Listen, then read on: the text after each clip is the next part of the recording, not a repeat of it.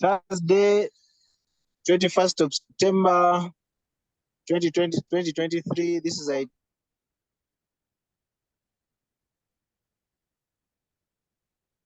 6 to 8 p.m. We discuss the top stories of the week from around Uganda, East Africa, Africa at large, and of course the rest of the world. So today I don't have a list of topics. Apologies. So we are going to do what we call Robert style. So basically, if you feel there's a topic we should discuss, feel free to bring it up, and then we'll obviously discuss it. So of course in Uganda here, it's been a bit of politics. The FDC delegates conference, which never happened. NUP was stopped from touring the country.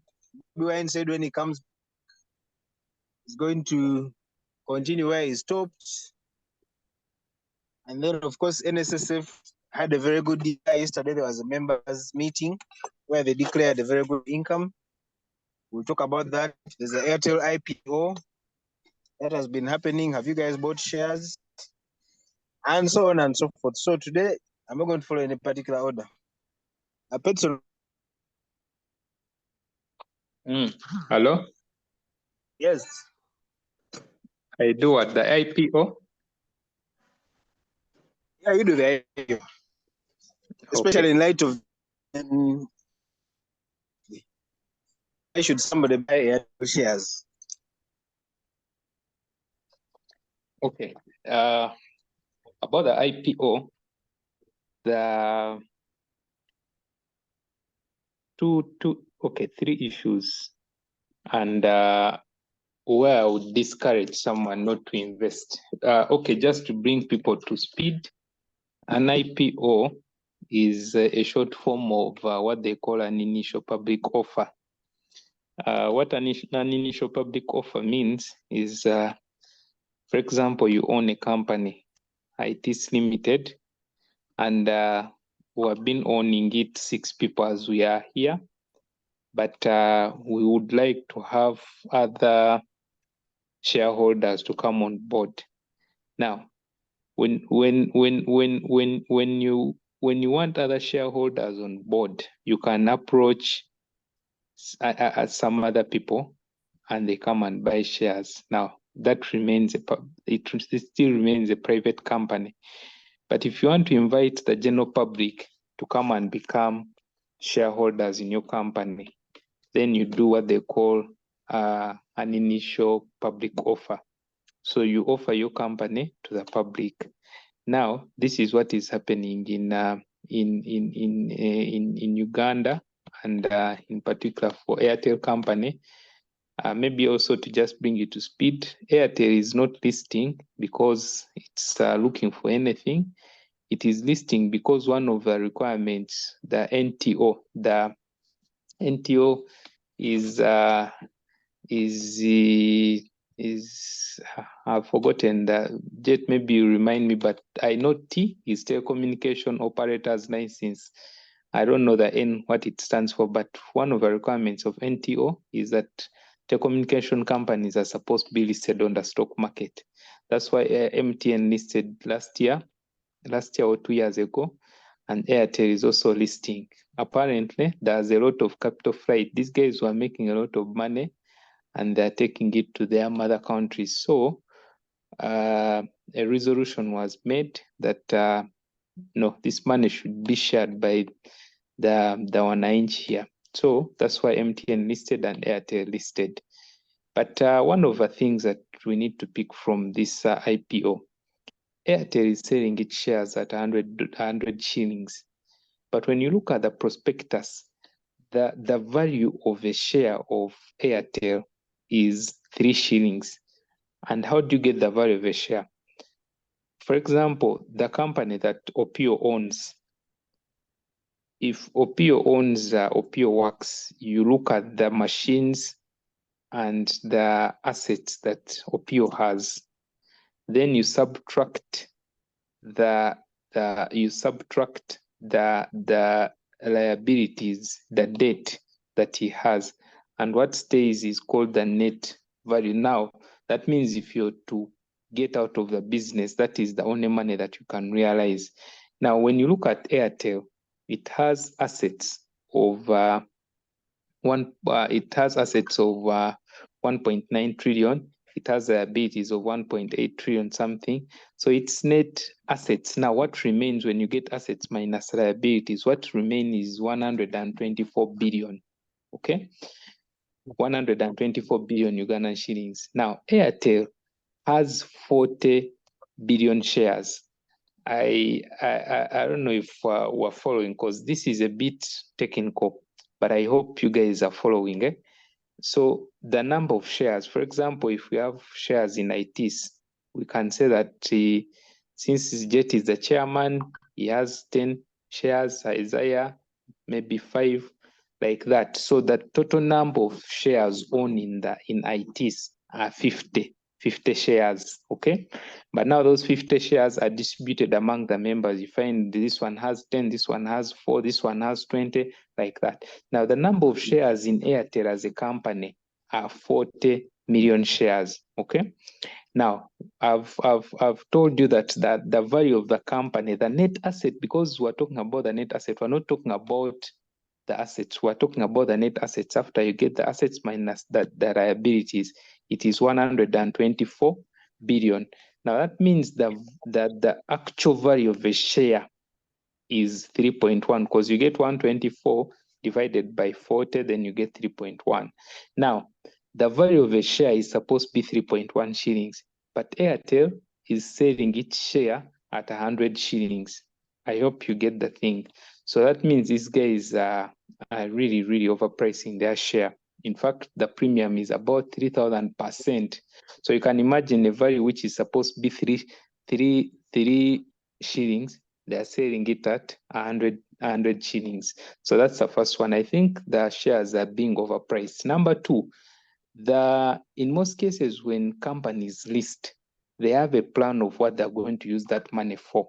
For example, like reinvesting. Right now, technology is changing each and every day.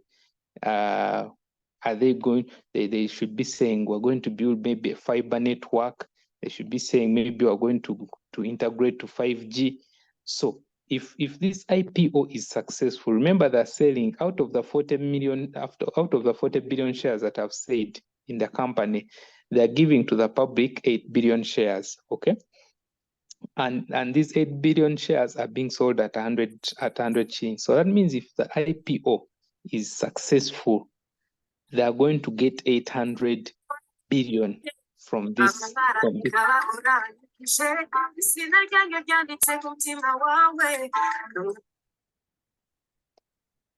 They're going to get 800 billion from the IPO.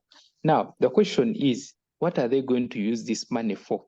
800 billion. When you read the prospectus, sorry, I didn't talk about the prospectus, but the prospectus is like a marketing book of a company. It talks about what the company is, what it does, its financials. So all this information that I'm giving, I got it from that book. Now, when you read the prospectus, that money is not going to do anything. They have no investment plan. They have no plan of paying out a debt because they have a very, very big debt. They have no plan of paying out any debt. Now, this money is going to the original shareholders, and then they run with their money and they go. So that is also one of the other things. If you remember, there's a time, I think it was 2009, Kabshenga in New Vision, he did a rights issue. He wanted to buy a machine, a printing machine, and he decided not to borrow money from the bank. Apparently, New Vision is the only public company listed on the stock market that has no debt. If you look at the balance sheet of New Vision, there's no debt. They don't have any money from the bank. So he did a rights issue. He issued shares like what Airtel is doing. And that money that he got, he used it to buy a machine. So this money from the IPO would have expected, okay, on top of them overpricing the IPO, would expect them to at least leave the money here invest in 5G, so that starting 2024, we can be getting 5G, or invest in fiber, so that even people who stay in Gayaza, where Nigeria, they can also be able to get fiber, because 800 billion is a lot of money. Then the last one is when you invest in sorry, I've taken long, but this is the last one. When you invest in stock, on a stock market, you as an investor, you're targeting two things that are going to give you economic gains. The first one is the capital gains. Capital gains means that if I buy shares at 100, I expect them to increase to 120. For you to understand capital gains, is like people who like dealing in land. Someone buys the land at 20 million, then he knows that in 5 years it's going to be 80. So that movement of from 20 to 80, the 60 million, is what they call a capital gain. So even in these investors who invest in stock, you expect that if I buy shares at 100 shillings, I expect that my shares are going to be 200 in 2 years or 3 years. But in Uganda, we are so unfortunate that that's not the case. MTN listed their shares at 200 shillings, but right now, the share price of MTN has been oscillating between 165 and 170. So meaning someone who bought shares at 200 has already made losses of 30 shillings just in 1 year. So I don't think Airtel is going to be special, that after buying at 100, the share price is going to increase. So I think probably they may be the same. The same happened to Umeme, the same happened to Cipra, the same happened to Stanbic. Stanbic listed their shares when they're 70, but right now they're trading at the only people are here. Then now, me in 2012, I bought shares in New Vision at 700. Right now, the shares are 155. So I've already made a loss of 550. You get? Now, the next thing about someone who is investing in stock is looking for dividends, that share of the profit at the end of the year. Now, when you look at the prospectus of Airtel, to know these guys are thugs, and I just want UCC to come up, or Ministry of IC to come out and all that. When you look at the prospectus of Airtel, Airtel paid 93% of their profit in dividends in 2020. Now, maybe just to take you back, there's what they call a dividend payout ratio. A dividend payout ratio is like how you can make a profit from your company, and then you decide to retain some money for reinvestment in a business, because each business grows by reinvesting profits. That's why you see businesses grow. You make money, then you reinvest. Make money, you reinvest. You make money, you reinvest. That's how businesses grow organically. Now, the Airtel is in 2021, they made profits, and out of the profits they made, 93% of it was paid out as dividends. Now, in 2021, they paid out a dividend of 99%, meaning ideally all the money they made was paid out in a dividend. So all the money that you make, you just share, nothing goes back to the business. Now, in 2022, they paid out a dividend of 110%. What this means is that they made money, they paid it all out, and they went on and borrowed some other money, and they gave to the shareholders. Now, here is an interesting story. Now, that is 2022. Now, 2023, because now this is the year that I want to have a area they want to buy, they're saying that they're going to pay a dividend of 500 billion. Now, here is the math. A dividend of 500 billion when you look at their financials, the projections, the profit they expect to make a profit of 461. So meaning even this year, they're going to pay all that profit, they're going to make 461. And then they're also going to borrow again another 40 billion to top up so they can pay out the dividend of 500 billion. So I think this is really, these guys are thugs, and the way UCC forced them to list on the stock market, UCC should also look into this, into one, their price, then two, those things of the dividends, them paying over 100% in dividends, and okay, their dividend policy. And then number three, is that money really should stay in the economy, even if they fail to twist them on the price. The 800 billion, not all of it should go to those, because Airtel is owned by what? Are they Arabs? Indians. Hey, at least the money should stay here. They let them invest in fiber. Let them take fiber to Namugongo so that we can also enjoy free internet. Me, that's what I can say about the IPF, but as well as about the IPO. But as your financial consultant in iTiS, please don't invest in Airtel.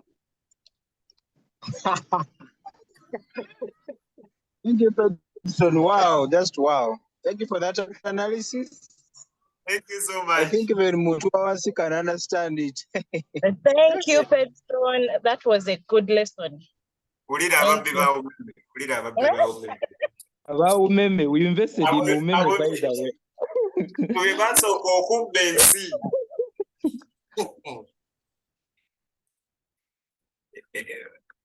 Peterson, thank you for the exhibition of education. You see, education is the simplification of what one studied, to make sure that even a toddler can understand that. To me, as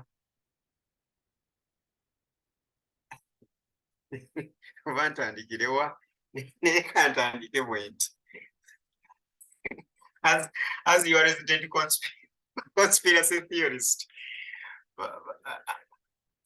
there Airtel is Airtel, MTN,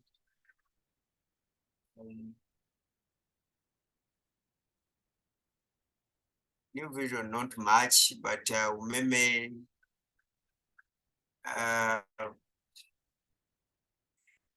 I think other corporate bodies that we have in this country are used by big shots to enrich themselves. And these IPO things that you see in the newspapers,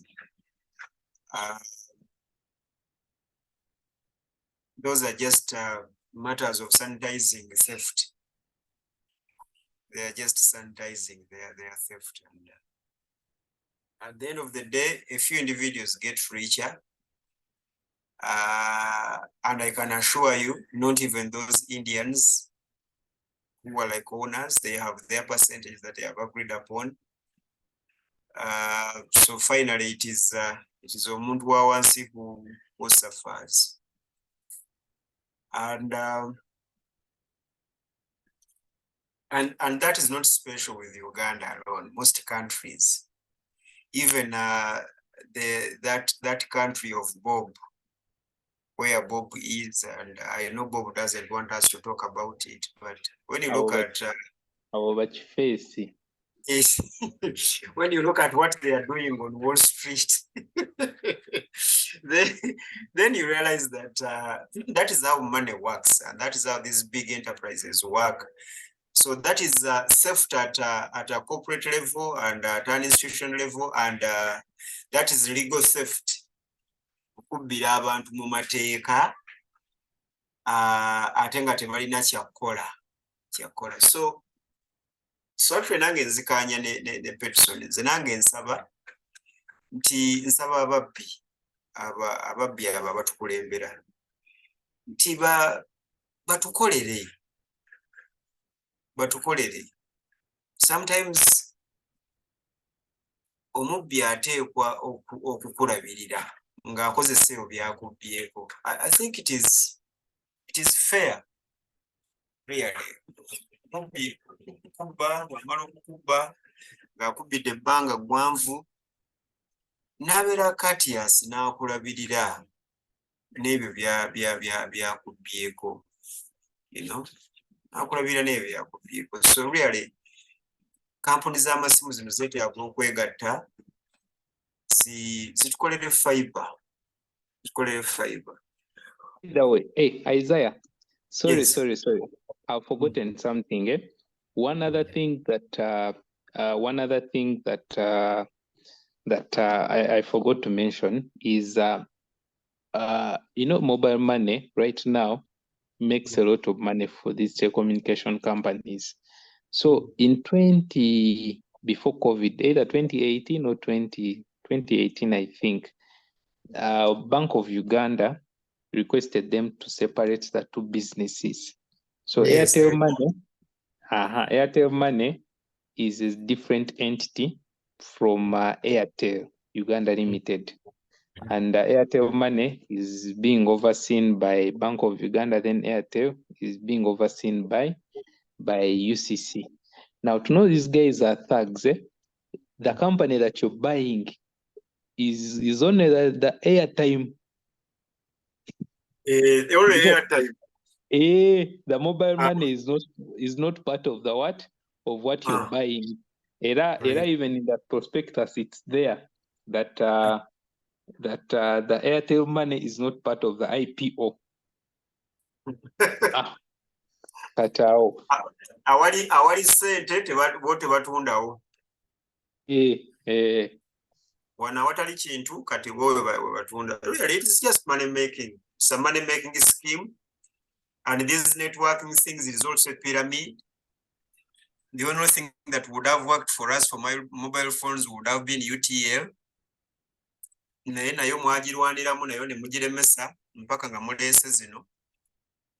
Kubanga mwamanya nti bwe tunakozesa UTL bijja kuba birungi. So to me, I would beg the thieves.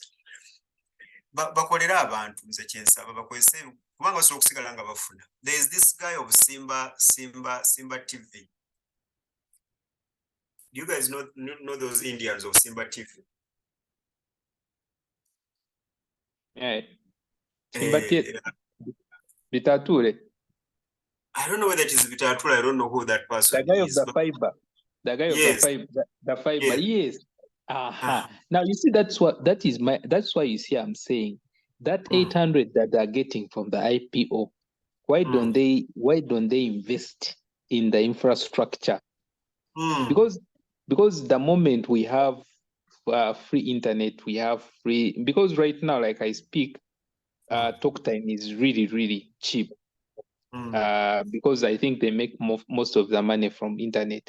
So if they can invest they can use this money to invest in internet. It will be easier. The other time I was talking to some friend of mine who stays in Nigeria. He told me for him he no longer pays DSTV because he pays fiber, he streams football, he streams Formula 1, and he watches each and every TV. Yes, and I think that he told me that he pays 150 unlimited. Yes, for us we pay there's 125, 175, then 200, depending on the speed that you want. They call it the Mbps. Yes, depending on what you want. That thing really works, and I wish they had invested in that. Then with mobile money, I don't know why the mobile money interest is almost the same as that of the bank. If not the same, really. So this should keep cutting these things so that we have an alternative. But in Uganda, there is no alternative. That's the Back to you, moderator. Apologies, I'm still on the road, but I think Petson has broken that down very, very well. Petson, I hope you have bail money because these guys. you have bail money, these guys might come for you. But even remember the time of MTN. These are the things that we have been saying. Their guys are not fair. They are not. Yes, they're Eh? not fair. They're not fair. The same thing Airtel, MTN did. And by the way, you see, for you, Jet, you're here thinking it's because do you know the person who is going to invest in this company? It's NSSF. So your money that you've accumulated, these guys are going to put your money in Airtel. After 5 years, the share they bought at $100, at 100 shillings, it will be 20 shillings. Kat who has lost? Hey. So it is really unfair, but I think that is what capitalism comes with. And the American is here. American Bob, tell us. Wange, developing countries the ways it abasajja bajja and they take, which video was that they were sharing of a guy who over he money, that is called money laundering in official money laundering, you know. The guy who did money laundering and some video was circulating of some guy in a suit talking about how he laundered money and was giving some money to the president, blah blah blah.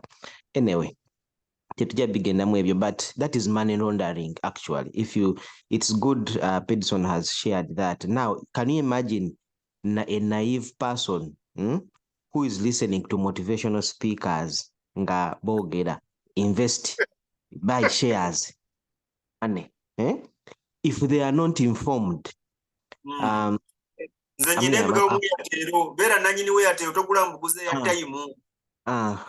be part of the company you own. Airtime, you are also you're making money for yourself, something like that. There's some language they use, but when you listen to the way Pedson has really broken it down, you really know how you really come to appreciate how someone who is naive is so vulnerable.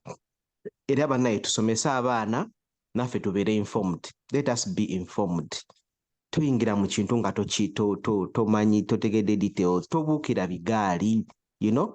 You can also dugwamu all your savings ne bugenda and you cry. So I think it is very good. I appreciate that breakdown, Pedson, and that it can help people to make informed decisions. Of course, bagamba mu business is risky, but I mean you need to take what they call calculated risks. Here, Isaiah Wabadogamba, here there's a lot of information that comes out in the media. First of all, information is accessible here. I was thinking about today earlier. My wife is traveling back and she was in Amsterdam. I just had to go here on the internet. I knew her flight. Nemugamba, by the way, you are connecting on a gate called E2. And then she checked on the monitor, she asked around, she realized it's actually E2. Nangamba, how did you know? Nemugamba, no, it's a global village. Internet can help you, can ease your work. You can find out anything, anywhere. I don't have to be at Shippo to know that when I reach there, I'm going to use this gate and this gate if it's not printed on my boarding pass. So I can find out right from my hand, on my phone, everything. But I need to be connected. That's the importance of internet. That's the cable network you guys are talking about. Make it free for everyone. Give the information. Abantu bakole informed decision. Otherwise, people are going to come and take in the name of asking them to invest. So here they give you all the information you need. Either wokolera decision n'olugwamu, or you don't blame anyone. It's you who ignored the information provided. So I think that's a good way forward. Let us be informed and make informed decisions. Yeah. So thanks again, Pedson.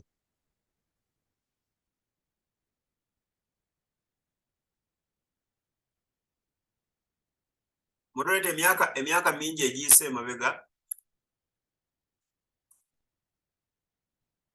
nowatandikibwawo ekibiina nga kya FDC. Besigye yakitandikira ku ttone ey'abantu abaali abanyiivu mu NRM naye nga si banyiivu bunyiivu nga banyiivu ate nga bategeera. So ate nga bava mu nga ba historical ba movement neno NRM nga tunabagirabako era nga wamu n'abalwanyi ba ntalo olutalo olwaleeta gavumenti eno obuyinza. N'atandika ekibiina ekyo ne bakituuma reform agenda. Ndi mutuufu awo Edison? Oli mutuufu, you're right. Ne bakituuma reform agenda. Erinnya lyokka limala okutegeeza ekigendeerwa ky'abo abaatandika ekibiina ekyo kya reform agenda. Baali tebaagala kujja bano abakulembeze abali mu buyinza kuva mu buyinza naye baali baagala ebeere nga pressure group etereeza ebino ebintu eby'omunda naye ate ng'eri independent teri munda wali ebeera eno bbali. So baali bakoze forum egenda okuholdinga incumbent accountable ebeere ng'egiwabula egikuumiremu omugati basigale nga bagugabana kubanga abasajja abaali mu reform agenda n'emitwe egyali mu reform agenda bw'ogitunuulira osobola okwewuunya how this Uganda can fail with all that quality. So ne babeera awo bwe batuuka omwo ne bategeera nti kisobola okufuuka ekibiina ekyo bajja bakimanyi naye nga ndowooza tebamanyi benefits eziri mu ekyo. Omusajja bwe yeesimbawo n'omulala kataamu meg ne kifuukira ddala kati ekibiina naye tekyawona bizibu bya movement oba na NRM. Ebizibu ebyo nakyo kyajja nabyo.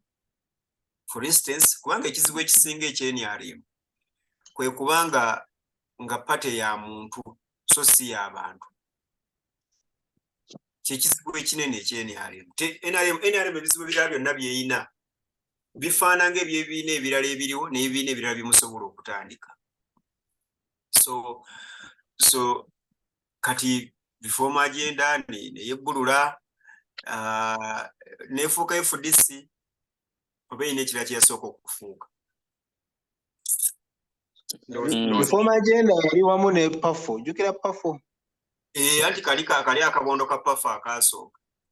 PAFO yali ya parliament, not so? Actually yasooka kubeera PAFO nefuuka reform agenda.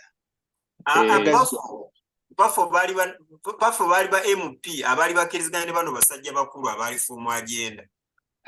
Yes, PAFO yali ya gundu ba MP. Kyali kibiina ky'MP nga kikkiriziganya ne bano basajja bakulu. Ne beegatta wamu anti ne bakola FDC, not so? Akati ne bakola and you see, actually, I think what caused the problem was that Sanja in 2004, around there. But already, the president, Besigye was in exile. So maybe just what you had forgotten in the history. Then they looked for who was going to head them. I'm told that fronted Kategaya, that fronted the Dansari to be the heads of the new party. But then I think it was monitoring and threatening whoever was vying to be a candidate. Exactly. And then that's and when they are stuck, that's when they came up with what? When they failed to get a leader, that's when they said, okay, let's give this one since he had stood in 2001. Akati munnange basajja bo nga batandika ekibiina. Ekibiina bakitandika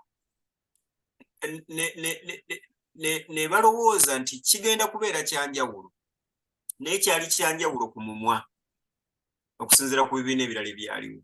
In fact kyesobola okugamba nti kyali kyanjawulo ku DP lwansonga DP baali bagifuula academy. Bano abasajja b'NRM n'abalala bonna. DP ebonye. In fact ekimu ku bibiina ndowooza omuntu byasobola n'okwesiga. Actually ebibiina byenvaluing mu Uganda nze sikkiriza mu bibiina first of all. Sikkiriza mu bibiina, sikkiriza na mu democracy. Oyo yenze. That is tumwine for you. Naye bwe kiba nga kigenze kwa kya kulondawo bibiina nze nonda DP because it has been here for a very long time. So bali bagifuula academy bwetyo ndowooza FDC gye yayawukanako ne gundi ne DP yaliwo.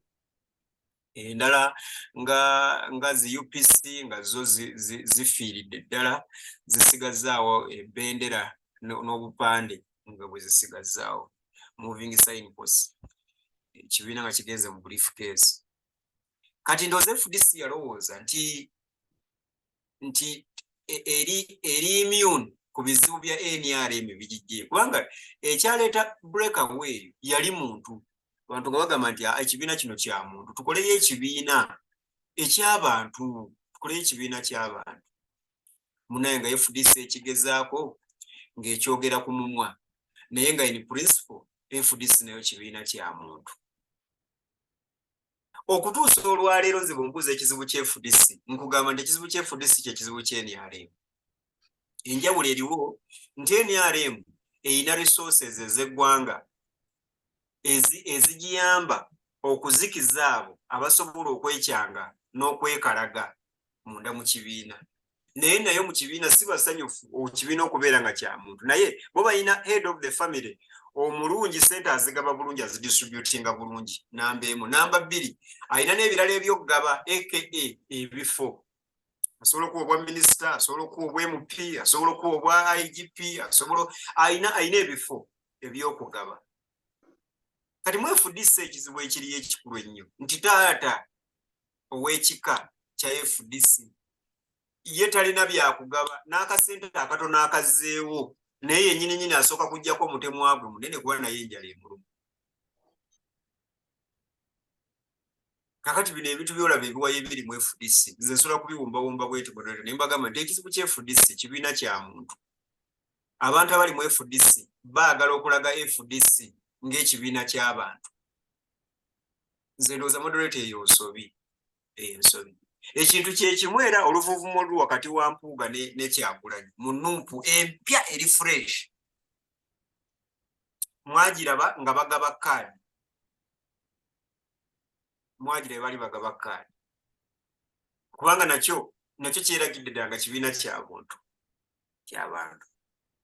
Kakati nze theory yange oba ogikkiriza oba togikkiriza njagala kugikolako commentary eno namwe munaaba endowooza ku mivuyo egiri mu FDC.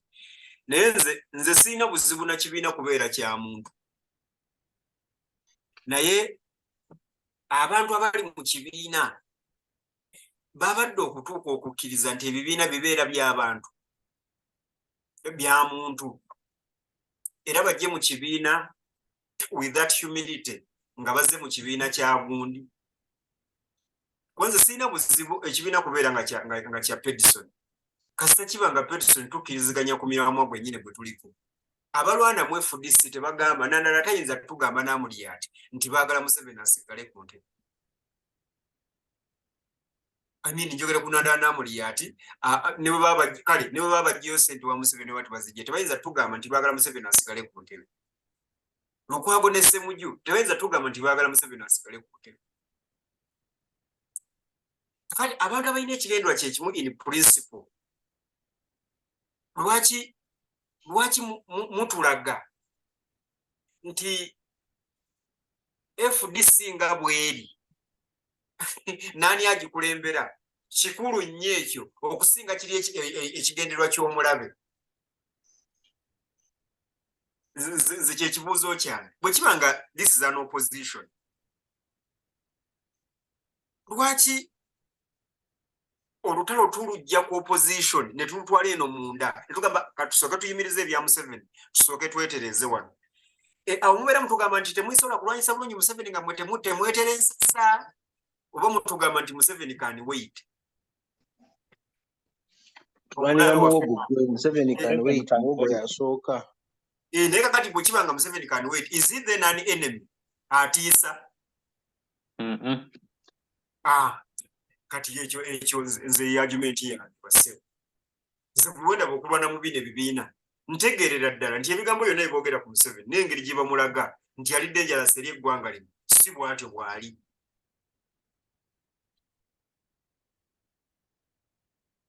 ekyo kibatulaga ekirala FDC yagala okutegeeza nti NRM ya Museveni ne family ye naye FDC si ya Besigye era baagala tukkirize ekyo nupo yagala tugamba nti Isaiah nyingireko kawo katono yingira muganda wange yingira naye ate kugamba argument eyo also njagala bw'okitunulirako wano in this side nti bw'oba balowooza nti common enemies Museveni naye ate there is a belief that okujjako Museveni tulina okuba nga tumaze okwesortinga inside. If there is no enemy within, then the enemy without can cause no harm. So because of this mistrust within okuyingira mu ringi okulwana n'oli ate ogenda okwekanga nga munno yennyini akuta omukono gwe agutadde wansi enemy waakukube. So there's that mistrust. So with mistrust eyo bw'ebeerawo, that means we cannot tetusobola kwenganga muntu ono nga tetusoose kwesortinga wano ffe tusooke twesorting. It looks like that's what they are saying. These guys are saying ono yabateeka ekyo nkiraba Bob argument eyo nkiraba naye mbuuza ekibuuzo omusajja bw'abanga yatutte president ne headquarter ekyo si kye bayita okuwamba muba mukyaliwo anti ogezaako okumulaga nti tosobola tuwamba so kakati kwekangabiriza nti naye Isaya kwe kugenda wali ewa Besigye ne muyeekera kati mwafuuse bayeekera Isaya wangisewo olowooza Museveni tamanyi nti political parties bwe ziba disorganized kikolera ye era bw'aba akimanyi tasobola kudisorganizinga political parties asigale nga zo zirwanagana zokka kubanga kati okuvunaana abantu abali mu political parties zino nga totadde mu mukono gwa Museveni ate nga bonna baakyuzinga Museveni. I think oba okoze defense eno egudde olubege kubanga oli kitaawo. Simanyi oba ontegedde Tom obuzibu ntera okufuna naawe butantegeera nkutegedde ate osinga butantegeera bwe tutuuka mu zino ensonga anti kubanga manyi oluba tusogera oba n'oludda toba neutral mu nsonga zino Isaaya. Kati ekyo kyekizibu oli kyejjamu ojja kuntegeeranga kubanga nze ate ondaba nze nkimanyi oba n'oludda naye ate nze ngezaako okutegeera kati kankuddiremu kati ne wano just line emu oba bbiri. Nze nakugambye nti bwe kiwanga political parties ez'opposition zaaccusinga NRM okubeera ekibiina ky'omuntu waliwo political parties etumanyi ez'amaanyi wano nga zo si za muntu nga z'abantu.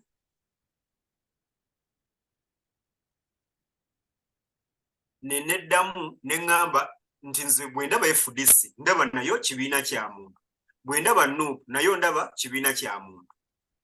Kakati ku sowaani y'emu FDC ne NUP bifaanagana n'NRM byonna bibiina by'abantu.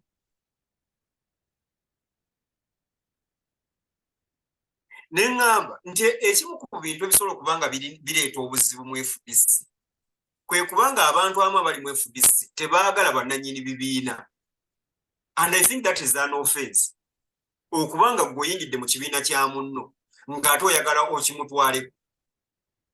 Naye nga nti ekizibu ky'abannannyini bibiina ebimu okwawukana ne nannyini kibiina ekye-NRM nti bo tebalina na bingi byakugaba. Museveni alina ebintu bibiri ebyokugaba, agaba ssente n'agaba n'ebifo. Kati gwe Besigye gwe Kyagulanyi omuntu ekintu kyokka kyokka ky'omuwa kaadi n'akasente bwe kajja mukalwaniramu.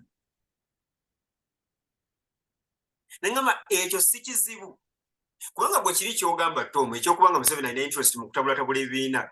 Of course ekyo kiri obvious, ekyo tukijjukiza naawe tokyejjukiza kuba nawe tokyerabidde. Ne FDC kyekigendererwa kyayo ku NRM ne NUP kyekigendererwa kyayo ku FDC kibayita multi-party system. Ate gwe wajja kukolera kibiina ky'oli omulabewo nedda Katoyisi tosobola kuvunaana Museveni nti antagonizing ebibiina by'abali. Ogwo gwe mulimu gwe. Kati nze ne Bob tubadde ku mutendera ogwaba bali antagonize. Era nze mbadde mbuuza Bob nti kakati bwe kiba ng'omusajja president w'ekibiina ne general secretary ekibiina kigamba nti nno baabagula. Ekyo si kye bayita okuwamba ne headquarter temukyatuulayo mugenze Katonga. Ne chairman okuyingira Katonga ayise waggulu ku kikomera ne Katonga gye muli. Chairman mukukusa mukukuse. Ayingire mu delegates conference. Enkeera ne wabeerawo delegates conference endala oba ne balanga nti wajja kubawo delegates conference endala. Kakati ate nga waliwo amateeka. Kye mukoledde Katonga mugenda kukiggusa mutya mu mateeka. Genda mu court of course. Omusajja oli yakolaganye ne president wammwe. Taabasanga era mu kooti. Ate nze kyenvuna naamuli ati wamu ne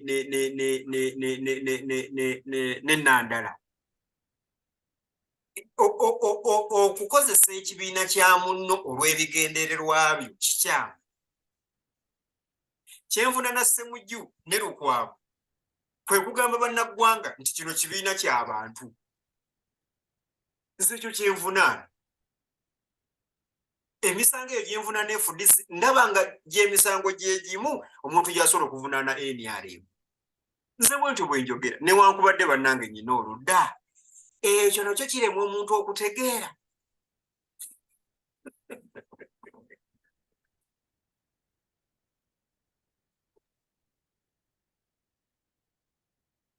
Moderator Sebo jangu nze maliriza.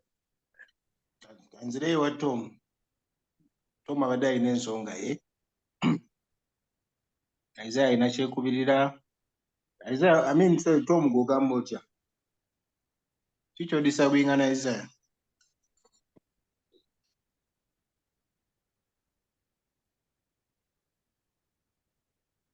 Okay, Tom ndowooza agenze kwokya byuma. Ate Tom gy'oli? Sinagenda America asooka nzireyo wa Tom anti abadde alina ensonga awo.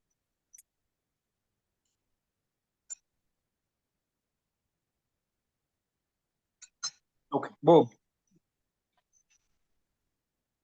Kubanga Bob gy'oli? Gyo waliwo forum gye nabaddeko ne ngamba abantu abaliko nti aba-opposition abaliwo batambulira mu footsteps z'abali ababasukkawo. Ne bwe tubabuuza nti mugenda kukolayo kipya ki? Ng'olwo tufuuka ba complices ba oppressor nga bwe bamuyita. Anyway, Bob, genda mu maaso. Jet, the biggest problem that Uganda's politics has had is that all the players, all the political players, the main ones, are all reading from the same script, which was written by one guy. Look at Besigye. The man was influenced by President Museveni in the 80s. Then now you look at Muntu, you look at now someone was saying that the people who can easily become president are all somehow connected to the guy. Museveni has an influence on them. So because of that, you'd expect them to somehow the character maybe to somehow like be similar, because for something like what Isaiah was explaining and all that, we need a whole new thing. Otherwise, if the opposition is to do what the guy has mastered for over 50 years, then they're just wasting time. Because like Isaiah was saying, the guy has all the resources, the guy has, so there has to be another plan, not just even political parties. Ebibuuzo bitubuuza bannaye. Ojja ne symbolism ne slogans empya oba olesa ekipya ki? Bwe mbuuza ekyo mbeera NMB. Bob. Kakati I think we've had the discussion here before okumanya nti Uganda twali tetuli ready for multi-party politics kubanga tetumanyi waayina kutambula. Ekitusumbuwa mu bino byonna kintu kiri kimu bwavu. Ba politicians baffe baavu, ffenna naffe bannayuganda tuli baavu. Kati omuntu alina ssente can disorganize you in any way bw'ayagala n'ekibiina kyo n'akulaga nti ekibiina yes yadde kikyo naye nze ndicide nga ki ekikolebwa mu kibiina ekyo kubanga nze nina ssente. Wangi? Nti mu ddakiika buddakiika. Nga dakiika nga yes. Kubanga bw'olaba naffe twebuuzeemu kale ffe abagamba nti tuli ba spectators oba who are even judging from the gallery. Ffe tuli eno mu gallery tuyimiridde tusonga engalo. Ntera nnyo kigamba abantu baffe abali mu diaspora eno ku forums ezimu. Oli ayimirira ku social media n'agamba mwe bannayuganda mugende ku nguudo mwekalakaase. Yes, oyinza okuba olina point, but it's easy for you to say ng'oli eno mu diaspora n'olagira nga toli ku ground kumanya exactly what you are asking for and what it takes. It is a good thing, but you just cannot be a spectator n'oyimirira eno n'osonga engalo n'ogamba mwandibadde mwe mukola muno. One thing, how do they fund political parties? Even look at Nupo in a party. Essente ze bakozesa zivaawa. Kyova olaba endowooza y'abantu baffe egera n'etunuulira Nambooze ne mugamba olaba Nambooze nawe bw'alwala Museveni ye yakutwala ebweru ne bakujjanjaba. You know, there's this mentality of people don't understand how things are supposed to be done. Nti oli actually nga member wa parliament ali entitled ku mujjanjaba. Now, political parties okuzifundinga buuza abantu bonna abagamba Nuupu oye bimanyi biki everywhere. Simanyi Nuupu balina slogan zaabwe. Okay, I should say tulina slogan zaffe. Naye owaayo sente mmeka okufundinga activities za party gwagamba nti Museveni bw'abasuulamu ekisawo tekijja bayuuza. Kubanga trust me, very, very few individuals are able to hold their ground nga babatadde ekisawo ky'essente maaso. Very few obabalira ku ngalo. Now, those few individuals, it is very difficult for them to Bob, yes? There's no human being who doesn't have a price. No, you're Museveni Kenyini. Anyway. Yeah, so anyway, going back to our FDC friends, I think being Besigye, I think playing the card gamba enough is enough. I will not allow this over my party at my watch. Omuntu tusulemu essente atutandika okutudictatingira ono ngeri gye tuba tutambuzaamu ebintu byaffe. So I'm going to defy. Ndowooza mwawulidde bwe yavuddeyo n'agamba bantu bazze ne babagamba kooti yali esazizaamu meeting yaabwe n'abagamba this is a defiance party. We are doing everything by defiance. So ebyekkooti omuntu ng'agenze mu lutalo okulwana ng'asazeewo okugenda mu nsiko tomunyumiza bya kkooti. So that is Besigye. I think that's what Besigye's stand is. So the court yabadde esazizaamu meeting yaabwe oba biki, this is a defiance party. So he's like, you are not going to take over my party at my watch because you have money. So obusente ababufuna bonna balina obusesema oba bafulume party nze nteekemu abantu benjagala bagirunning. So that is it.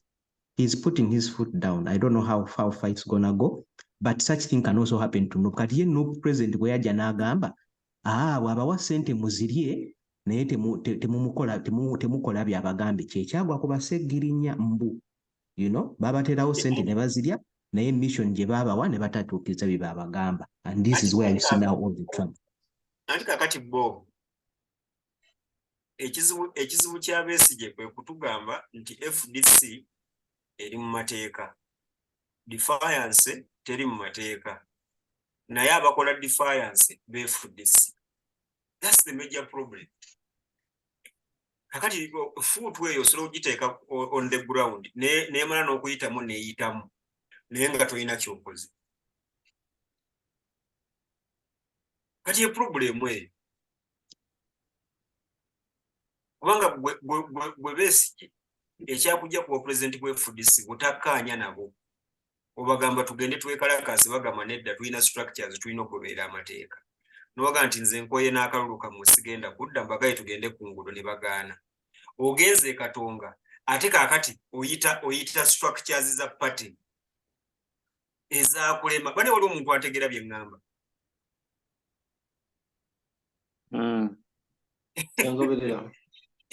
ate katoyita structures za party nti mulete wano delegates conference leka tulonde omukulembeze owaki gwe bagambe nti otyo kinkoze bulungi muzze wano Katonga ekya defiance mukiraba nti ne party tezikola kuba Besigye yali mutuufu ebintu bibiri bye tujjukira ku Besigye yatugamba akalulu tekasobola musajja ono ngenze naye emirundi gyonna gye neesimbyewo nyina gye muwangudde naye tebikoze mwenna mukirabye musala tukola akalulu tekajja kukola ekijja okukola defiance si kwe mukisa kaakati Besigye okugamba abantu be nti n'ebibiina tebikola lwaki ekyo kyo tayagala kukyogera akati wawezire ku nsonga ya Bob obwavu n'emirimu akati nze sijja nakwesiba ku bwavu ekizibu kye tulina mu Uganda in fact noza ne African countries public offices mirimu gy'abantu sina kariya naye mirimu muwogo waava kati Besigye akugamba nti akalulu akali mu mateeka tekagasa tugende ku nguudo naye political party nga FDC yeegasa kati political party nga FDC yawukanirawa n'akalulu nze kyenjagala okubuuza lwaki atugamba nti tulwanire FDC naye tetulwanirira akalulu tukaveeku akati nze wano byensiba mbagamba nga mumuga nti ndi wa Museveni mbagamba abantu bano bonna be bamu Mwami Museveni okubeera president mulimu obulamu bwe kwe buhangingira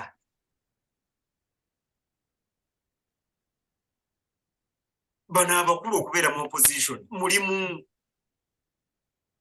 obulamu bwabwe kwe buhangingira kati oli omukadde kyava abuuza nti awo Munnayuganda agoyingewa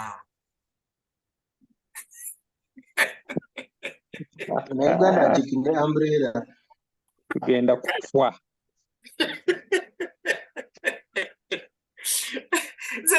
logically kubanga nze omulimu gwange wano kukuleeta bya logiki byange ebyekisiru mwenna mu bitunuulira omusajja yatugamba ate yali mutuufu tetumuwakanya Besigye yali mutuufu akalulu tekakola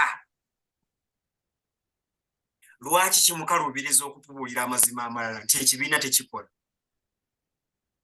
kati kiri kyogamba nti asitampinze his ground genda obuuze Kyagulanyi yagaana ekibiina yagaana nagamba nti tusigaze people power ne bamugamba people power tugenda gikuba tiya gas wetugirabirako yonna era tugenda giteekako obuyeekera yeetega bomu era tugenda giteekako emisango eyagala kusuula gavumenti bw'oba oyagala kuvuganya wano n'okukyusa n'okuleeta enkyukakyuka mu Uganda tulina structures baziyita multiparty wandiisa ekibiina naga sina kibiina naga tujja kikuwa wano waliwo ekyakibalama balubongo yanga bamuli lubiwandiisa oyo omuvubuka Kyagulanyi ne bw'aba nga yakolebwa basali musaleeri gye yava naye wano wakati yayagala nnyo omuggundu guno ogwa people power naga tutukozese people power nga iwaakiri yagamba ne bwe tuba tetufunye buyinza naye tukyusenga polisi etteeka bwe lijjanga mu palamenti people power ejje ku luguudo eriwakanye balikyusa ekyo nga kyayagala omulenzi abaamuvumirira baali ba mirundi ebiri ekyo nakyo njagala mukiteeke mu byafaayo abaavumirira Kyagulanyi n'endowooza ye baali ba mirundi ebiri abali mu gavumenti n'abali mu opposition era bannambooze ne bamuwanga abo bonna abo ne bampuuga tokolera bintu mulagattaaga kubanga bo baali baagala omugundu gwona omwana bakukozesa okufuna ebifo bakifuna ne bamuyingiza ekibiina kati bwe twogerera Kyagulanyi mwangu wakuwangula kati ekibiina kikola kirina structure ki nupu ekola kiriya yaleeta ba-MP abakola ki ba-MP abalimu ab'amagezi be bali abajja ogikozesa obukozesa ba-MP abanuupu bennyini yono omwana omulenzi w'emitiyana ne basegiriye nabo we bali kakati tulabawo tetulabawo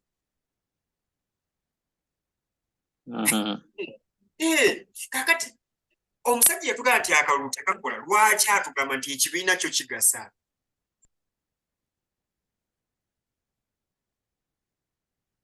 ekibiina kigasa kitya olutalo luno tuluko olw'okujja ku Museveni nze kyenjagala abantu banziremu bwe kuba nga akalulu tekagasa okujja ku Museveni kyekibiina mu mateeka ge gamu kyo kigasa kitya okujjako omukulu ono yatulemerako emboozi y'emu liyale bw'oba oyagala ebintu ebyokulowooza emboozi y'emu naye bw'oba oli mu bwagazi ng'oli mu halambe emboozi si y'emu bano bo banjawo yanza moderator yanziza nnyo ate alina kyayongerako awo nga tetunagenda ku topic eddako so in other words kala zonna ze mwambala mwambale naye script y'emu mwe mutambulira bagibawandiikira dda omusajja yabasiba dda akalipo kati oli bwagamba nti nze saagala kumanya bya kooti we shall defy ebya kooti saagala kumanya bakugamba nti FDC eri mu mateeka buki bakugamba era mu mateeka delegates conference yene entuufu mu mateeka nga bakozesa constitution yo yennyini bw'onooleta balooya balukwago kubanga bamanyi amateeka abavunula etteeka constitution ya FDC nga bagamba musango gende mu constitutional court ani anaabeera omulamuzi lukwago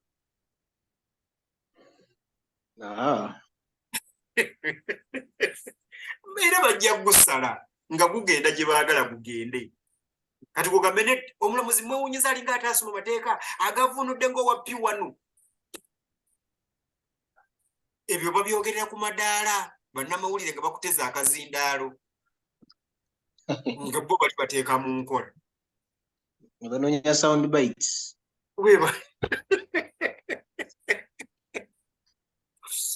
kale no bannaye nze luyali endowooza nti Mwembezi jabeere consistent agobe FDC Katonga ayanirize aba defiance Mwami Kyagulanyi akole Katonga naye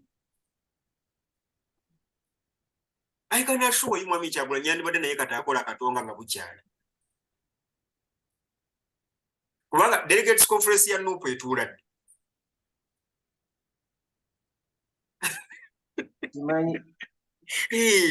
biki ebigenda ovaamu kuba delegates conference ya Nuupu egenda kubeera ng'eya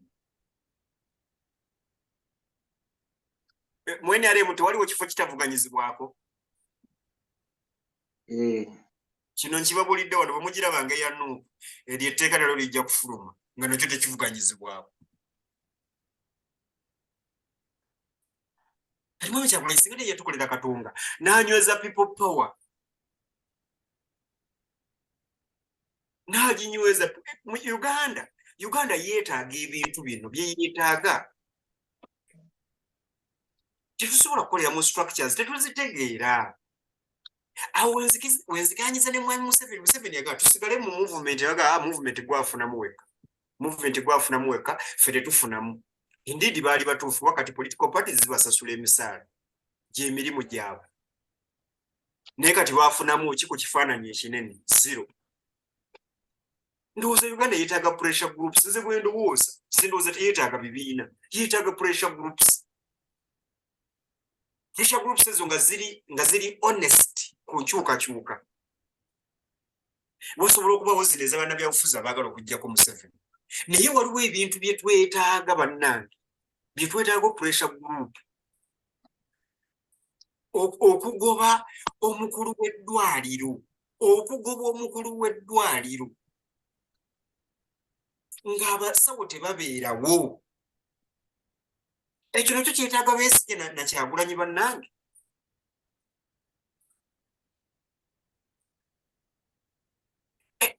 Museveni si yeyeka yeetaaga bannange okukyusa olwakubanga Bobi yatuwa wano theory nti ekyennyanja kisooka kuvunda mutwe kale leka tujjanjabe omutwe tunaagenda okumaliriza omutwe ng'ekikira kisigazzaako magumbu. Nino yonna wavundu.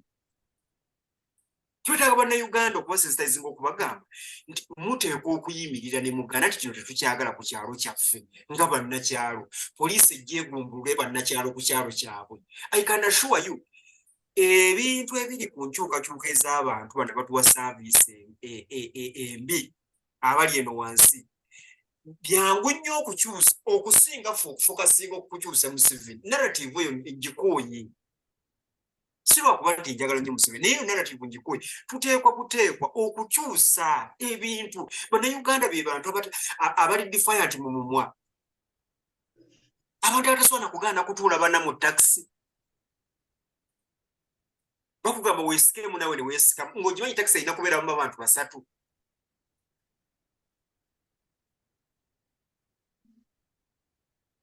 Abo bw'osuubira okugenda ku luguudo bakube tiyagasi n'amasasi.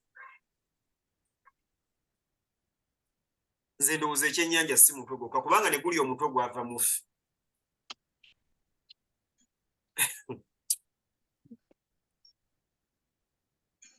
Ebyo. Okay. Anayongerezaako awo.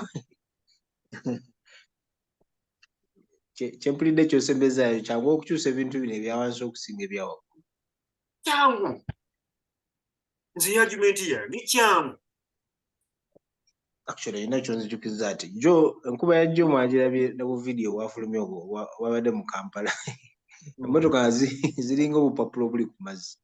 Bibogo, banka naye nga bannaye. How did we get here? Twali tufokasize ku Museveni kwe twali.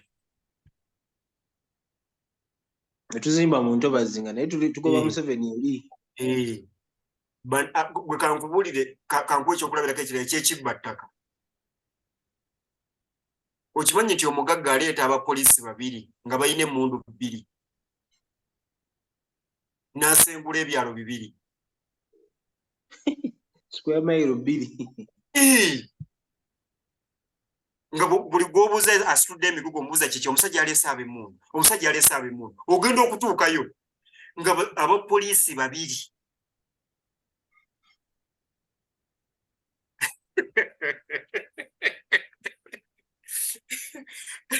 Kwegamba abantu ne basenga ku kyalo nga tekuliko n'afiiriddeko.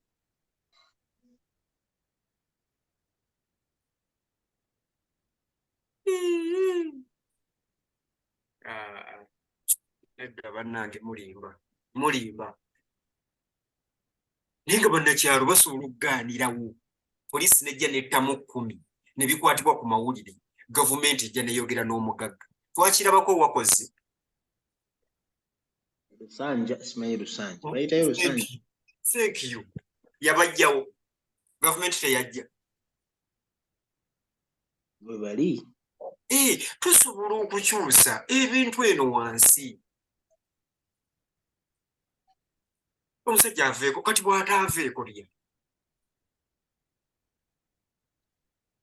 Museveni ebintu byasinga okutya be bantu abali awamu nga si bannabyabufuzi. Museveni tatya bannabyabufuzi kubanga abeera abamanyi kye baliko. Bannabyabufuzi tebatya bannabyabufuzi bannaabo. Nedda. Script y'emu ekintu kyekimu. Bannabyabufuzi batya bantu. Bali bayimira ne bagamba si bya Nuupu, si bya NRM, si byaki, ffe wano tetuvaawo. Wano we tugenda okufiira n'abaana baffe. Gavumenti etuuza butuuza luki?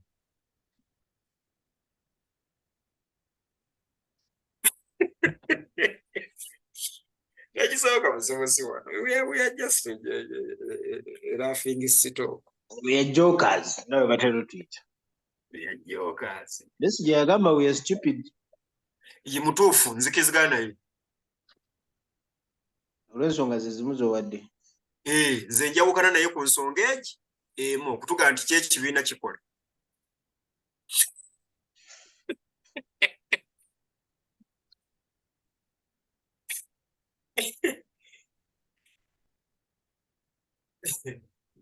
Okay. What else made news this week? Nga tuva ku FDC ne politics wa Uganda. Era the floods. Eh? The floods of nature. Floods in Kampala. Bana Kampala nalabye video Lugogo bypass game ngamazi gali mu supermarket gatambula kati. Emotoka wishi ngiri mazzi eringa eryato. Nzimanyize ndi munnakyalo mbere eno sitera kujja Kampala. Kampala yatuuka ddi awo? Naye Jet kansooke nkubuuze. Guno gwe mulundi ogusoose okulaba ekintu ekyo. This is now a routine thing. Year in, year out. Lugogo bypass awo ne game. It is not the first. No. Those, in fact, some people even recirculate the images. Ebyo bintu bibeerawo kati ngabo kingabo nolaba ku Serena. Is it Serena ne yekigo? I mean, once the rains come, they've come. Bw'oba oli mu kkubo lya mazzi, that is what is going to happen. If you don't plan nti ekibuga bakiplanningire drainage system eri proper, buno obucupacupa abantu bwe basuula bwe bublocking, and even the little that is there, it is blocked. So that is going to happen. If you see, it's not a surprise. Sigamba nti twatuuka tutyawo, tubadde awo bwe tutyo. Twatuukawo tutyawo bo we tubadde.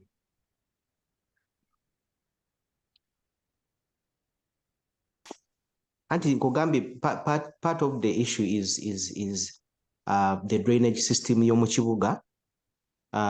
Bw'olaba abantu abasuula obucupa obuki babusuula mu gundi mu even the little drainage system eziri available.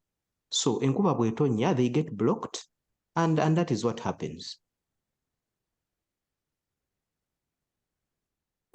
Bob, ensonga drainage over encroachment on waterways.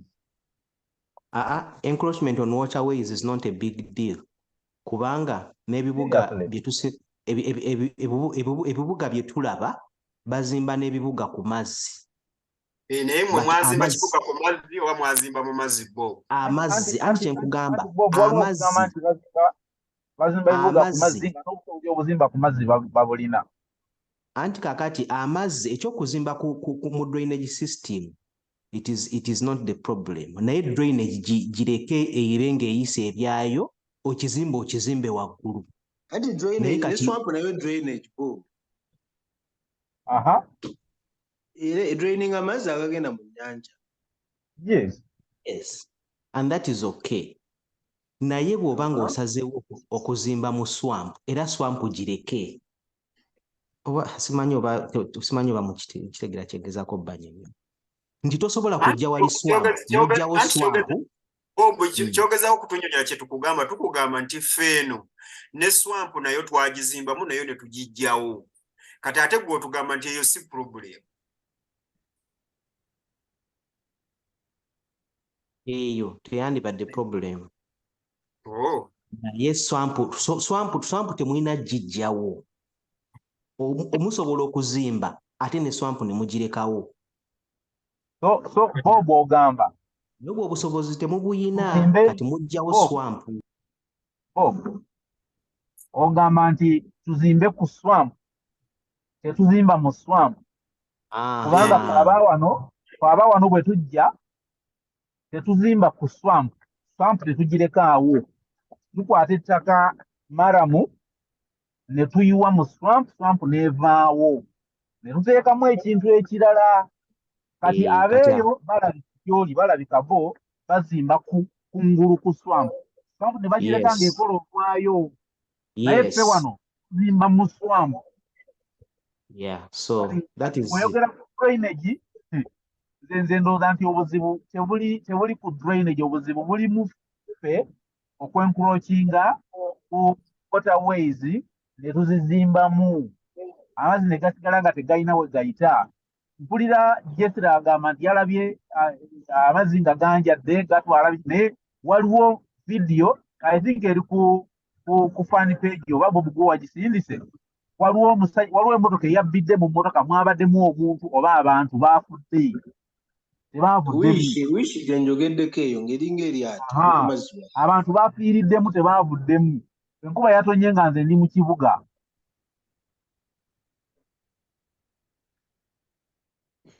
Even how do we fix Kampala? Can we fix Kampala? What are we to say? What to move to get wala? We can't fix Kampala unless we fix ourselves. Kubanga obuzibu bwa Kampala is not the land or anything, it is us. Abalimu. Nebo tunagenda wala, we shall do the same thing. So if we can't fix ourselves, we can't fix anything. So nawe tugamba tugende nakasongola tuzimbe ekibuga ekipya nga simanyi ekifaanana kitya era within a few years ejja kufaanana nga Kampala. Hey. Wow. Pedson. Hello? Should we bring back Jennifer Musisi? But even when she was there, those floods were always there. Musisi yali atandise okulwanyisa gundi abazimbe ebyagundi ebyo.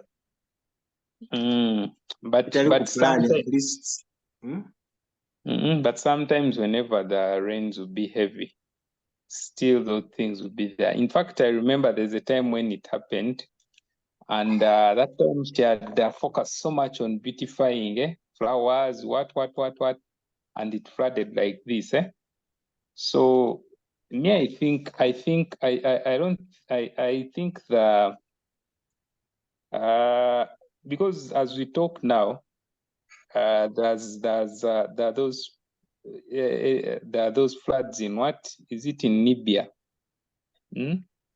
where a dam, I'm told the dam collapsed.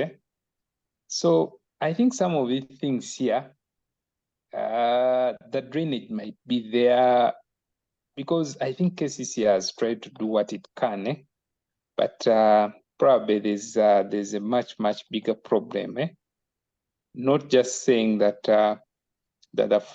not just saying that we are built in swamps, because the question would be when Katonga flooded, me, I take that route. The water was actually reaching up to Nkozi, if you guys know Nkozi University. So did anyone build in Ruera? That would be the question. Pedson, let me give you some information. In 1995, I was working with East African Aluminium Works, the now Shumuk, on Old Portobello Road opposite Meat Packers. In 1995, there used to be rains like there are rains now. That place never flooded like it does now. So what changed? What changed?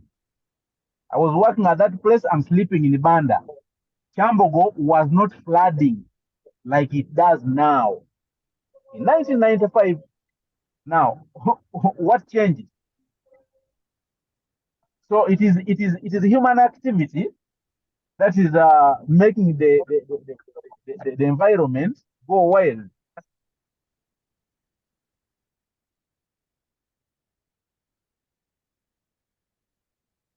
Wanezana kubaita kubata wa flooding. Zimanzala na jana nkumbi wanakulira. Bata te flooding akono mulundi no. In all those years. Itandise kumulembe gwa mugu. Ene tuli basiru kyekitufu. Any other top story this week? Kampala oba FB bwatu bwali. Chikira ekyakoze amawulire weekend. Ekyakola amawulire wiiki eno oba mbu by 2050 more Ugandans will have gone mad. Ago si mawulire. By 2050 abalalu mufe bajja kuba beeyongedde nnyo. Omuna agamba nti we still have time.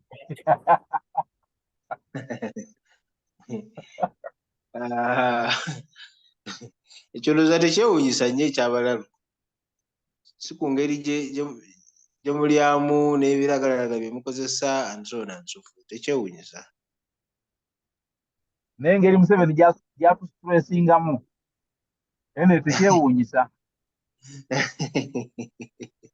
Museveni ne bwafe nkyera mujja gweddala mu 2050. Anyway, that is of course very sad wekiba kituufu. But kyo kisuula abantu eddalu really naddala eno mu Africa tuyita stress levels ng'ez'abali ba Bob gye bali. Ekyo si bana moderator Manji eddalu lisinga Bob gyali.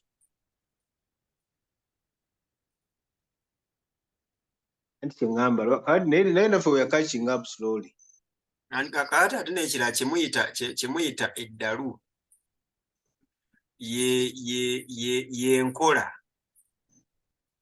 yenkola y'ebintu. Kati nkuwa ekyokulabirako ekyeddalu. Kwata topic gye tubadde twogerako obuuze ekibuuzo kino nti Kampala yafula si bwe kiri ewamwe gye musula waabadde watya? Eno Entebbe Nedda wa buli muntu.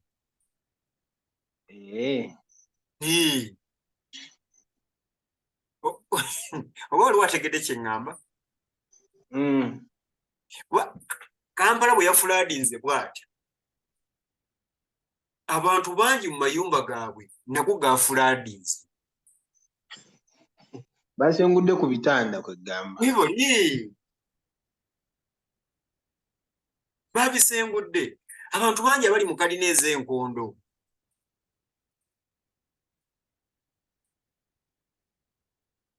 Ze ziriwo ezo taata. Kalina ez'enkondo anti basimba wano emiti egya kalitunsi waggulu ne bakomererayo egundi era omuntu n'asulayo noono wansi ng'asulayo.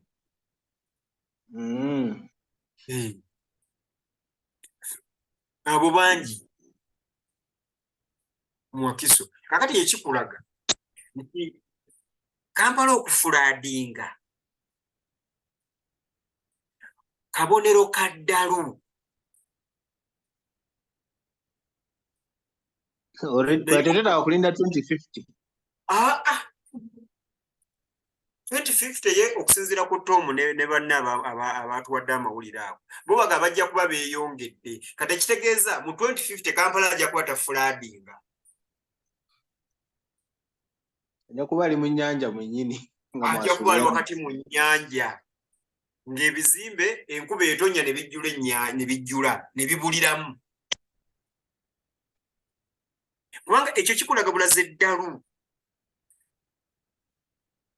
Eddalu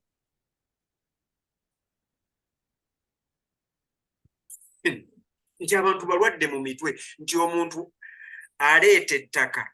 Tom akunyumize engeri abantu gye baazimba Kasokoso kuba yaliyo.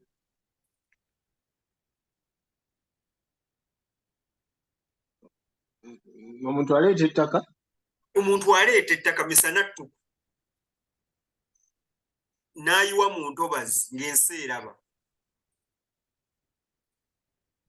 Abaagala okumuyimiriza n'aleeta abanyu b'enjaayi abaki abalalu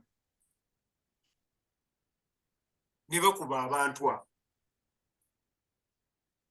Twalinze gwe ne Tomu oba nani omulala ali wano yaliwo Peterson teyaliwo ko bwe twagenda ewa Peter ne tulaba neiba wa Peter. Zijjukira.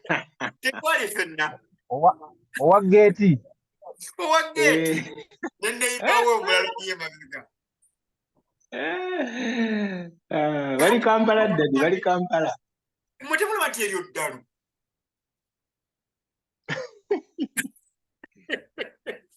Akati nze bw'obuuza ndi kyekiki abantu bonna balalu. Abantu balalu genda ku social media. Social media ekulaga bannannyini mayumba bonna bakuva nga nze nazimba. Bebo bannannyini mayumba bebo abaazimba. Kati bwekiba ng'omuntu ayogera bw'atyo ennyumba gye yazimba efaanana etya era yagizimba wa?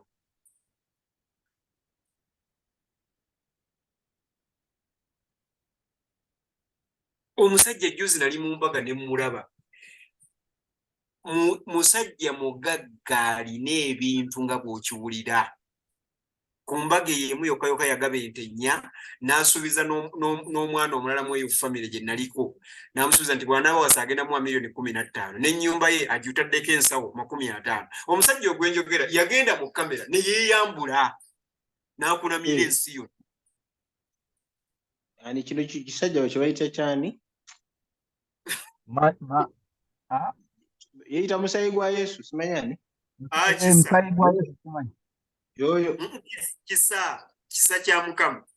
Kisa kya Mukama, yes. Simanyi kisa kya Mukama. But he's a very respected man in Maddu.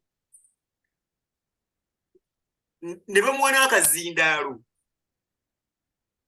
Olwo teyeeyambula. Ate nga yeeyambula yali akunamiramu ab'oku masimu. Akati ensi eno abantu balalu to the level nti omuntu kamera zimukwata bubi nga yeeyambudde. Ne baga nti gundi watulaze ekitone. N'akola oluyimba n'akola lonchi n'ajjuza.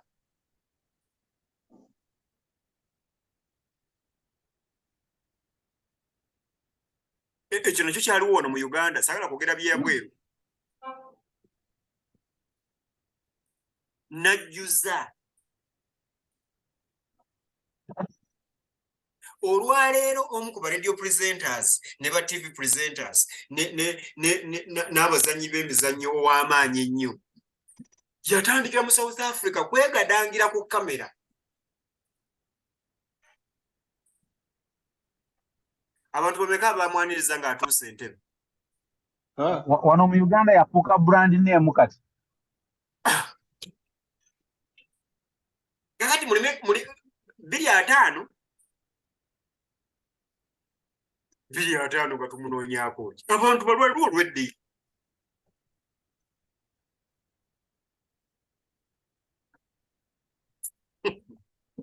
Abantu balwaliwo.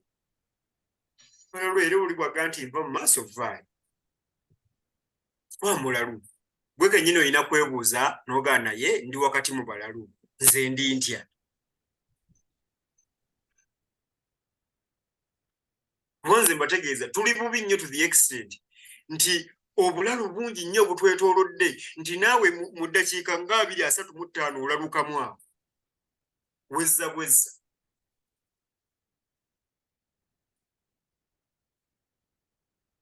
Naye nga nayo zibadde zivuddeko.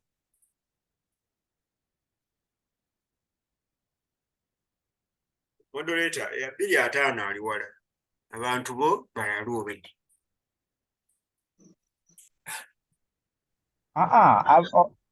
Article yali egamba nti eddalu abantu bajja kuba beeyongedde. Teyagamba nti abantu si balalu. So bwe tuba nga tuli 50% olwaleero nga tuli balalu, kati ndoza mu myaka egyo tujja kuba 75% balalu. Obungi. Bungi. Teyagamba eddalu n'ebitaluka naye bungi bwa balalu. Ani kati Tom okola bw'oti. Otero genda mu kyalo muyina enkiiko za famire yamu. Kati gwegezeseza ku famire yeewamu abalamu muliko bameka? Okakasa nze gw'obuuza ndi mulamu. Gw'olabika ssebo nga ategeeramu.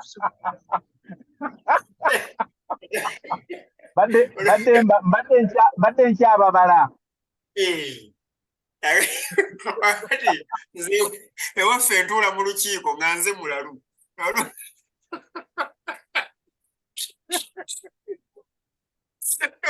N'ogamba balonde kino kifu nga bakuŋŋaanye nga 10 nga 8 kugamba si kifu engera ne giza ne gujja ne kugamba naye wakimanyi wali mutuufu. Kati olowooza famire ziri mmeka eziri bwe zityo?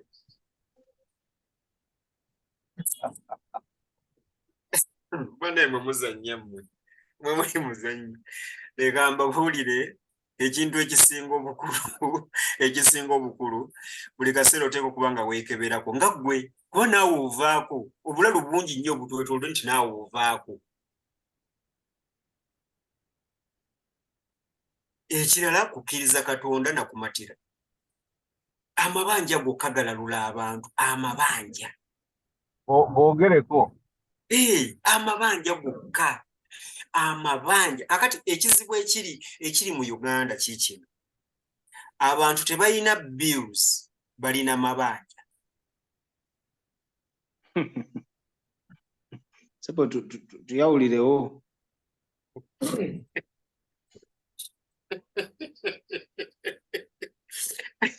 Ekyo kyekisinga ddala okubeera ekizibu. Bw'owulira akagambo ako bills, akagambo ako bills kategeeza omuntu akozesa by'asobola, by'ajja era by'alina okusasula. Ekyo kibayita bills. Mu Luganda simanyi bwe bakiyita. Ekyo bakiyita batya mu Luganda? Tufune ekigambo ky'Oluganda. Kati bills kyeki? Ye muntu, bills bye byetaagisa. Kanjira nkozesa ekyo ekigambo.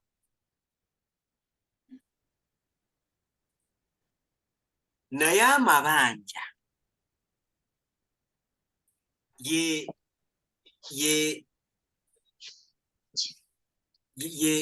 Isaiah bwe babanja $5,000,000 nga bazaagala ng'ennaku z'omwezi 15 ogw'omusanvu.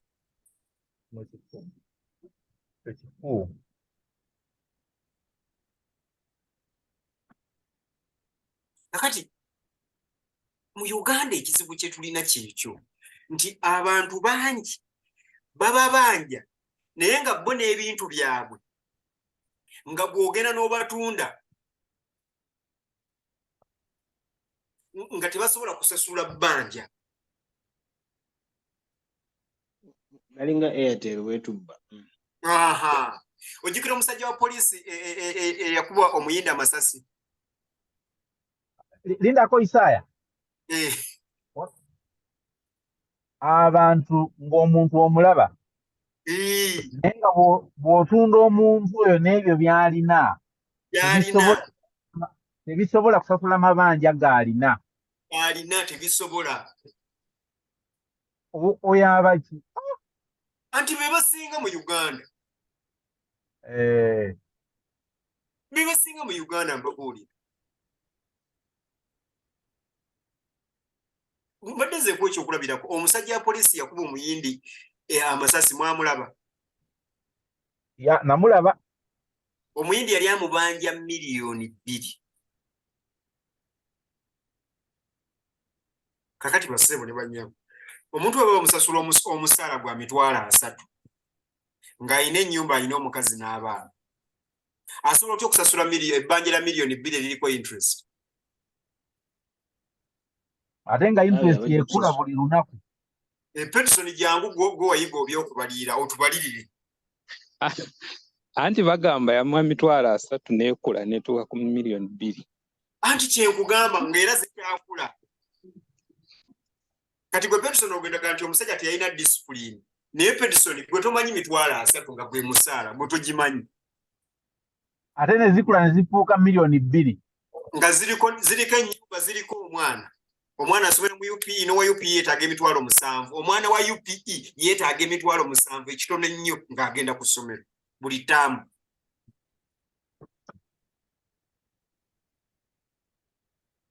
Omukazi ne waba ayambala engato za 3,000. In fact bw'oba ogula engato za 3,000 zikutukira mu wiiki 2. Nemmira eddagala li. Sebo w'eddagala myuti. Kakati bwe kiba ng'omusajja bamuwa $3,000 ne zigenda mu $2,000,000 ng'era zikyakula, tolaba ng'omusajja oyo ne bw'omutunda n'emmundu ye n'emmundu actually si n'abaana be ne bobatunda n'abaana be n'obatunda talina wajja miliyoni bbiri ezikula. Omusajja ne bwe yakuba omuyindi amasasi yali talina kyafiirwa.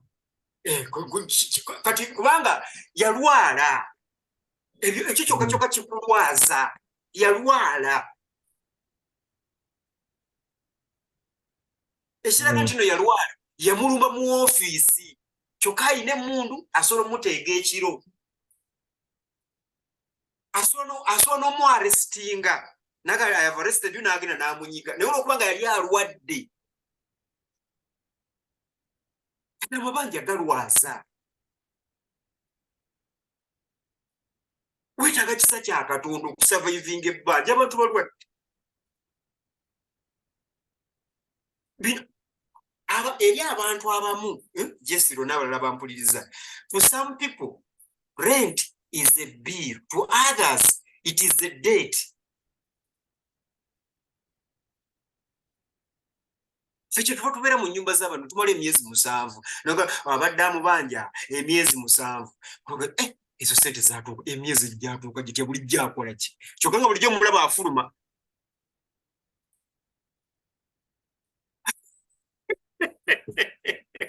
Olwala kati awo sigasseeko stress ya mukazi na musajja abafumbo mu nnyumba.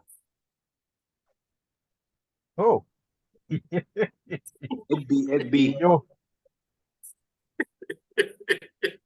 Kati awo sigasseeko obulwadde obuwona n'obutawona. Awo sigasse abantu omubayina endwadde bata. Musumba, togasseeko stress y'abalwadde banne b'abalwadde abalwadde engeri gye bastressinga mu balwadde bannaabwe ku makubo, ku mirimu gye bakolera. Sinnagenda ku luguudo, nze ndi ku muntu nga ye aliyeka sinnagenda gye yagenze. Kubanga nze mbabuli oba otambula ku luguudo omuntu n'akuviira mu luyi.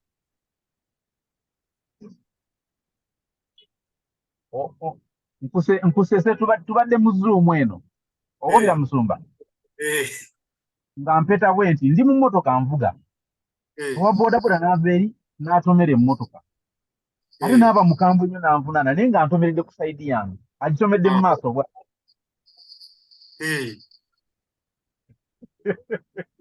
tulina kyogenda mukola ate ayagala omusasule n'omusasula. Akukuwonya ayagala omusasule n'omusasula. Kakati ebyo byonna bira bizibu biri awo byepanze bwepanze. Kati bw'oli musajja olunsi kati saasira ba FB ne ba Christine. Omusajja gw'ayagala mutumbaavu tategeere, omuyaye gw'atayagala yamukubira essimu ku mwenda ogw'ekiro.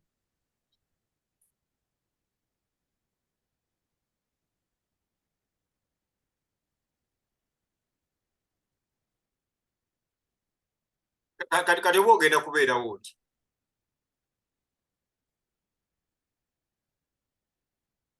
Sebo moderator, ebintu ebirwaza abantu bwe tutandika kakati okubyogerako tetusaana kubimalayo. Abantu balwadde. Kati ffe kye tuva tugamba abantu tukkirize Katonda. Tukkirize Katonda. Kati ali ne Katonda gwe tukkiriza abamusomesa nabo balwadde.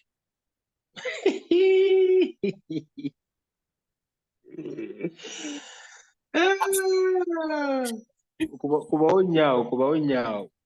Abantu bali mu kkanisa ng'omusajja ayimiridde wali ng'omusumba waabwe mulwadde yeetaaga kubeera mu ICU. ICU y'emitwe. Mwetaaga okubeera. Gwe bw'oba wakana bye nkugamba mujjukira omugenzi yiga. Mujjukira puroguramu ze kiki ky'olifa teweerabidde n'abantu abajjanga mu kyaki. Osobola okulaba ekizibu kye twolekedde bannange. Balwadde, abantu balwadde. Munoonyereze bannange mbeegayidde mugenda mu makanisa. Munoonyereze the stories behind you are men of God and women of God. Mubanoonyerezeeko otegeere omusumba wa kusumba yaali atya lugero ki olumwetoolwerako.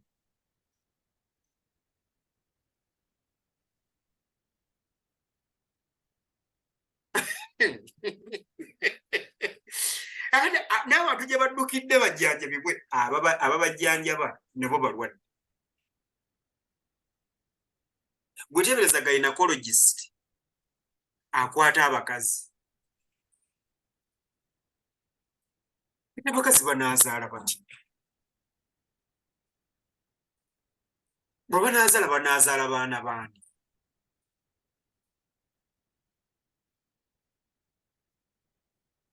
So bana twetooloddwa tuli balwadde. Naawe nkugambye naawe kennyini buli kaseera olina okubeera nga weebuusabuusa.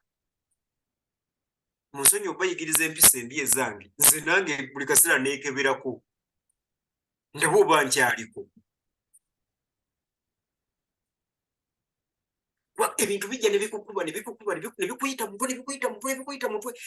Ensi eno nzibu nnyo to the extent nti obutaba na kintu laaka olwalirayo, okubeera n'ebintu olwalirayo nnyo.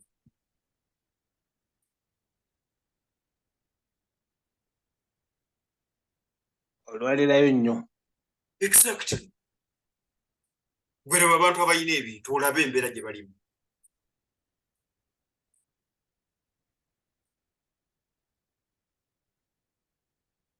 Laba abantu abali ku social media, social media influencer. Ennaku zino beeyita batya aba content ati?